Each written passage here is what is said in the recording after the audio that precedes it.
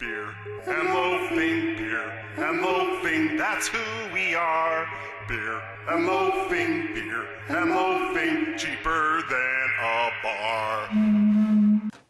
Hi, this is Tony with Beer and Loafing in San Francisco with another TV series review.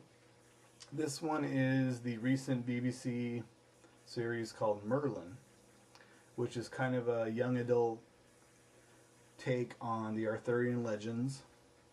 It focuses on the character of Merlin as a young boy, like 16, 17, who's just learning that he has these magic gifts. Only the problem is Uther Pendragon, played by Anthony Stewart Head from Buffy, is outlawed any kind of magic in the kingdom, and anybody who uses magic in the kingdom is immediately put to death.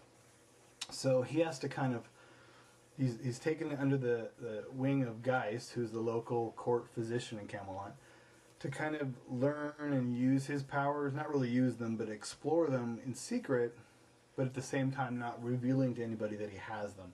So the series kind of revolves around Merlin, who's been assigned to be Arthur, young Arthur, his servant, his personal servant. So throughout the series 1, as Arthur gets into trouble and things are really, really dire, and obviously he can't get himself out of things, Merlin finds ways to help him with magic without being known or caught.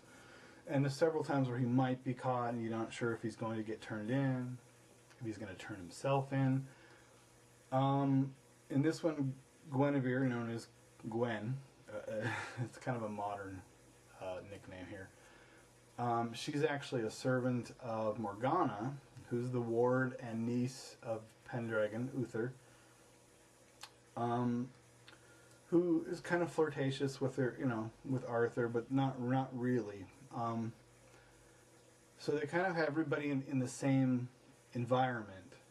That's where the kind of tweaking of the Arthurian legends comes in, because Morgana hanging out with, Guinevere, Merlin, Arthur, they're all in the same place. It's kind of, But after you get past that, and you do have to get past it or you won't enjoy the series at all, it actually is very good. The characters are building, the actors they've chosen are great, and we got Merlin has this, there's this giant dragon that's been held prisoner. It's chained up underneath the castle, played by John Hurt, who's the voice of the dragon.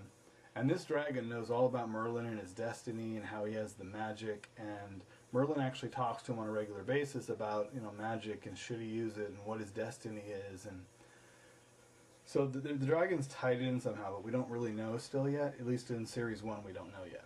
But we're given clues as we go along that this dragon knows more than he kind of lets on. So Richard Wilson plays Geist, who's very good. There's 13 episodes in this first series. I'm sure a lot of people won't like it because it is kind of, Arthurian legend junior. But it is really, really, I don't know, really enjoyable to watch. I don't know what it is about the show, but it's just very appealing. It looks pretty good. These special effects aren't supremo, but they're I think they're very adequate for what the show is. And I'm sure little kids probably love this show. So it'll be interesting to see how it progresses, since they did renew it, and I've heard word that NBC in America is going to possibly air the series as well. So it'll be curious to see, if they keep it. Oh my God, a show with a theme song, the theme tune that lasts more than 4 seconds. I don't know how they're going to deal with that. This is an actual full theme that lasts, like a minute. That's like forever on America TV. I don't know what they're going to do. But it definitely deals with fantasy plots, like kind of like Hercules used to, but not as goofy as Hercules. Definitely not as goofy. And it actually has some dramatic moments, and the characters do build over the season, and things get really heated and dramatic towards the end of the series. And so we're kind of, they're leave you hanging sort of, that you want to continue on into the next season. And luckily they're going to do another series next year, so we'll be able to do that. But if it shows up on BBC America, I'm assuming it will show up eventually, since NBC is probably buying it. It's probably going to show up on the Sci-Fi channel, all butchered and cut up. But this show's like 42, 43 minutes, so you won't be missing anything. You'll just have a lot of ads. But it's definitely worth checking out. It's 13 episodes, and it will go pretty quick when you watch it. It'll be over before you know it. So I would definitely recommend watching Merlin. If you like the Arthurian legends and have an open mind, check it out. This is Tony, over and out. Beer and loafing, cheaper than a bar.